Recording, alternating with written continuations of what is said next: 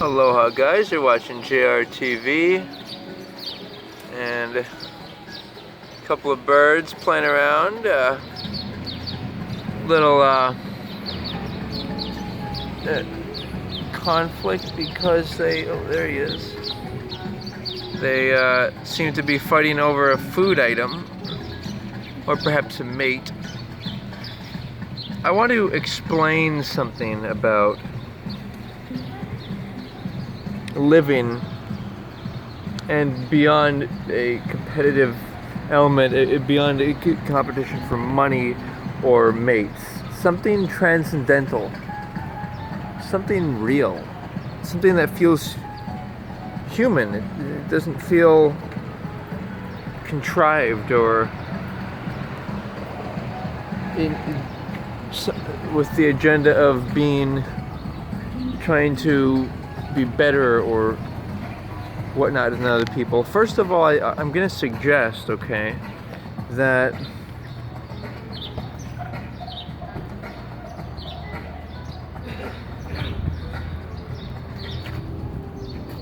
it's not about being better than other people, but it's about recognizing differences.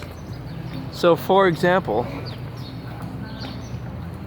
when I say stuff like I'm into marriage, I don't say it under the auspices of that I'm better than other people. I reduce it to facts.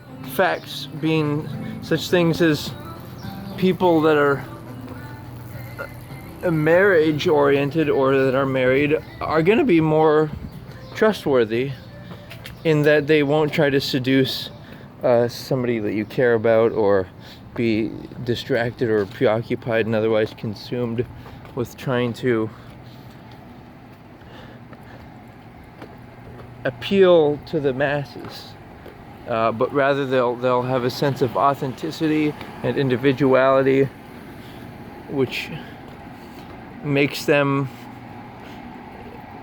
a more trustable person. It makes them somebody who, beyond just if they're professionally skilled, like of course there are people who are lustful and pursue secretly, perhaps shamefully, because why would they do it in secret? They secretly pursue their interactions with other people.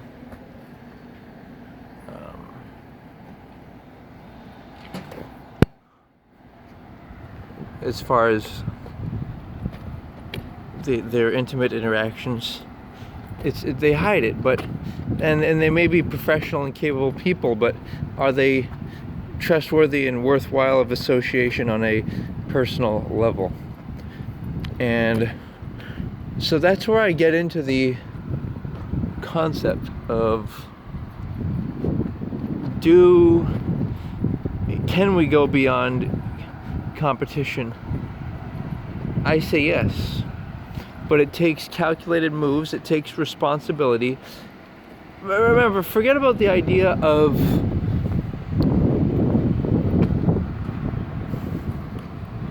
I'm looking for the right words here. Go beyond the idea of, I want to be rich, I want to get rich. How do I get rich? What you should be saying is, how do I become more responsible? And in combination of that, in concert, derives wealth. And that may be in different forms. It may be social maybe notoriety. It may be trust. It may be opportunity to make income. You have people who are wanting to work with you because they trust you, and that's why life is really all about references. Somebody refers you. I mean, of course, and even if it's just somebody on a Yelp ad saying that, this was a good guy, that's a reference. Or it was a good product or service, that's a reference. Now, the deal is transcend tension, you have to know how to be defensive sometimes and do so, especially at night, especially in areas where it's public at large and there could be potentially dangerous people that are trying to seduce or manipulate you. Being aware that everybody is possibly wanting to, wanting somebody else for either their time, their money, or their body, and so on. And so, and then how do you transcend competition? Well, part of it is not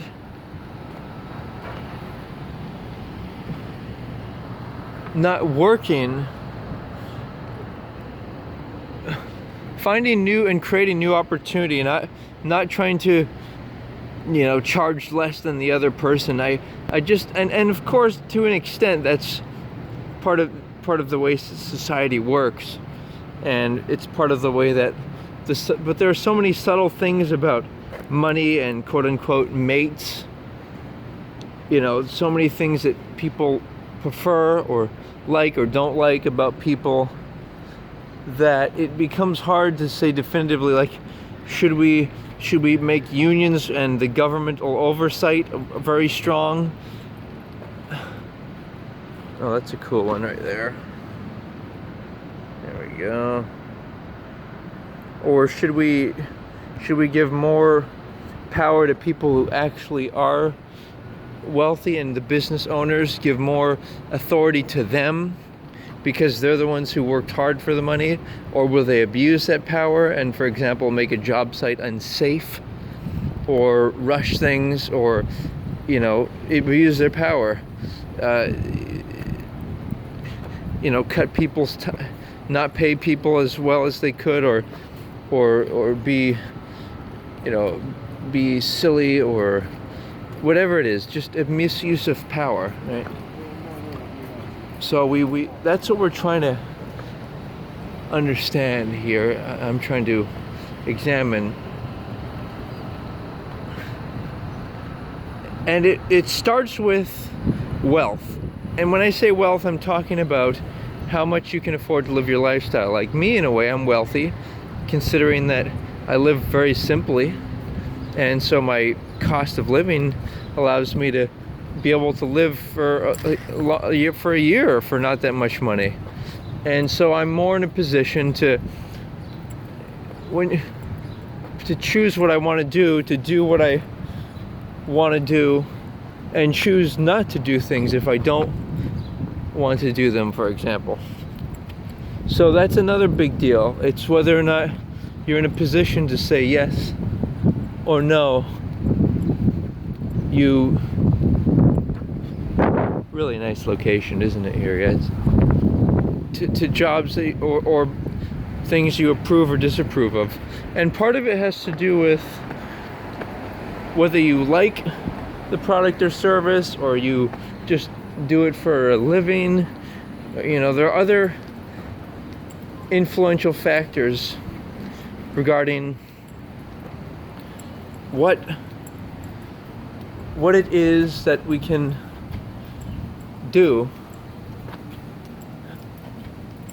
But I will say, and what's right and what's wrong, and what's good and what's bad. But like I was saying, it's difference. So for example, what is difference? Difference is one person likes a certain product, but they also want to promote a certain cause. Like, for example, I prefer vegan food items, but I might shop at a restaurant or like a store like Walmart because they offer vegan food for less expensive, and not specifically purchased from vegan restaurants that are exclusively vegan. So it just things to be cognizant of. I'm just throwing around spontaneous things for your awareness. It's so important to realize what motivates you, and and realize the right thing to do from your honest opinion. And in a time like this, when we finally have a bit of quietude to ourselves, and we can really contemplate what we want or don't want, well, it allows you to become more of you. And I want to add a little more to what I'm saying. I'm gonna check my notes here, but you know, it's just a question of this: do you want to feel great pain and suffering? Well, if not, then you need to suffer somewhat every day. For example, exercise, mental and physical exercise. For example, taking the time and discipline to make a schedule so that your time is not stolen from other people who are more coordinated or scheduled than you are. You want to avoid pain, well, maybe a certain vegan or other fair trade alternatives are worth considering. Maybe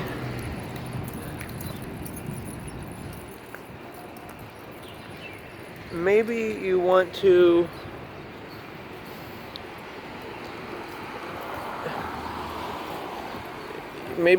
avoid heartbreak. My opinion on heartbreak is,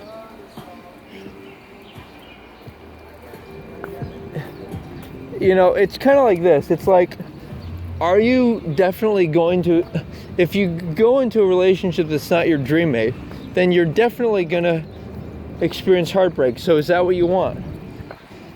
And if you're irresponsible with your money, then you're definitely going to experience problems. So is that what you want?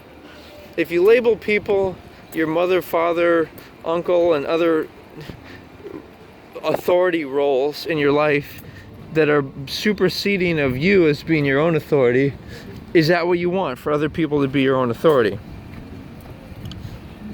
Yeah.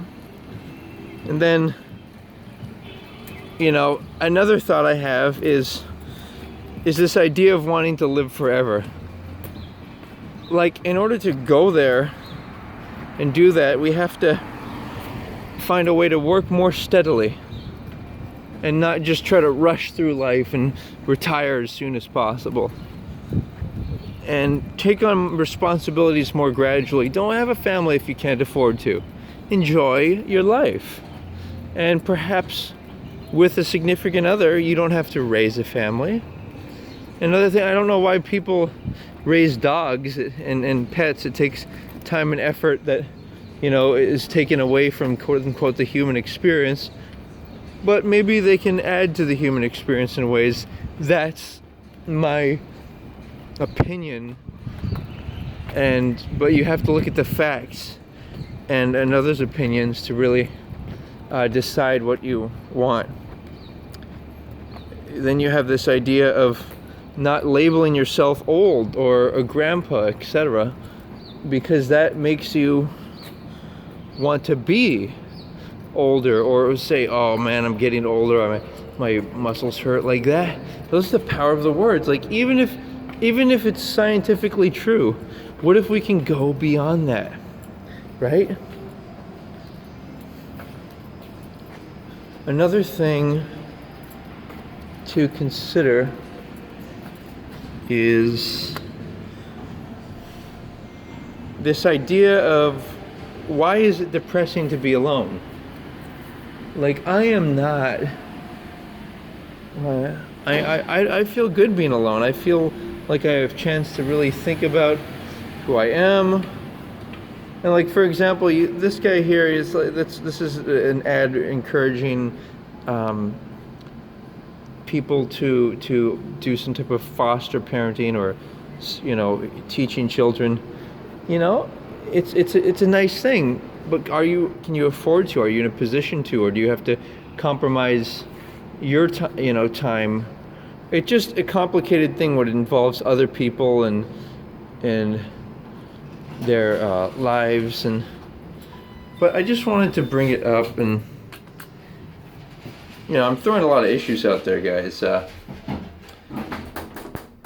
know, the problem with individuals having a lot of money is that sometimes they, like I was saying earlier, they might commit crimes and you can't report them because you need money from them. And they might promote an unsafe worksite environment or whatever. And also, like I was saying, pay people to do things they otherwise would not. And like even attorneys, sometimes they intimidate other people into telling the truth. And when... Oh, here's the ocean, guys. Check this out. Isn't that nice? They're trying to compel them to tell the truth and find ways to have power over others, but it's at the most effective way to either rehabilitate and criminals. And then I came up with this idea of that should we maybe incarcerate anybody who is criminally insane or a danger? You know, and if we had a more stable society, like society is all about civility. If there's a problem on a job site, you can report it to a governmental agency. If somebody's, you know, being bad, you can report it. And people use their words instead of physical violence in order to try to come to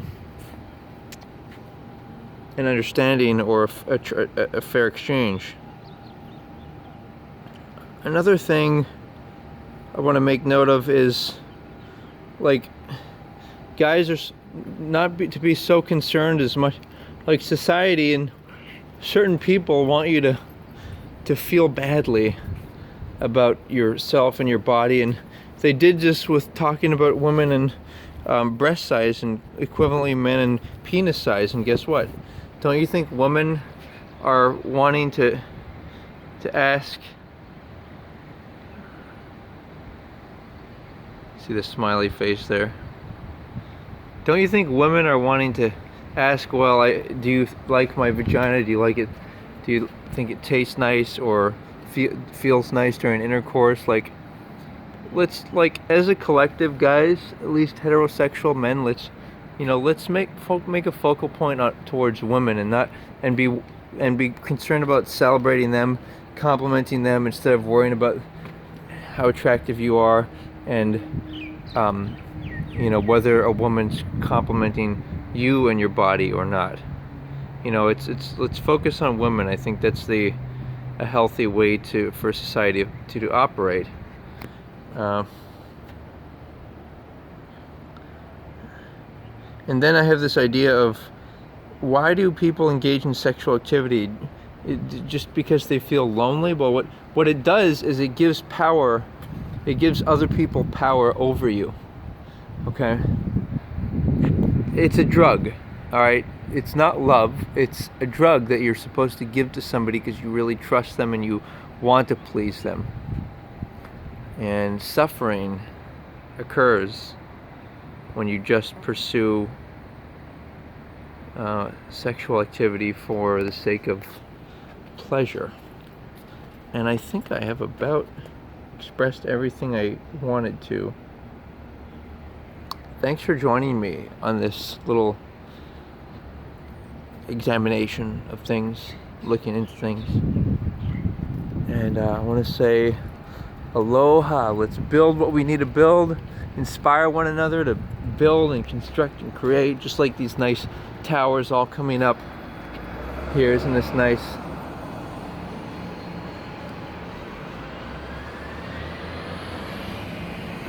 Yeah, take care, guys. Only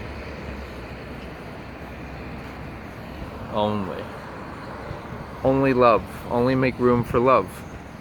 You know, when you create a vacuum in your life and you let go of things that are based upon suffering or not stuff you want, people, things, like, and I want to make a conclusory note. I have a problem with people who are, they use medicine, quote unquote medicine, alcohol, marijuana, and drugs when they don't need it, and it makes them lazy. It makes them unmotivated. It makes them feeling entitled that others should take care of things, and it makes them just self-interested. And I just want to bring that to awareness. It also makes them, so it's just something to be concerned about how those types of people. So be aware of them. Learn to identify people. Are people going to be a useful asset to you, helpful? Offer litmus tests to see, a little test like maybe asking somebody if you needed to borrow a little money, would they let you, or are they safe? Do they practice safe activities? Are they responsible? Here's a cruise ship coming in, by the way. You can see it there. Are they actually? That is a Matson container. That's how all of our goods come to the islands here in Hawaii, in the middle of the ocean.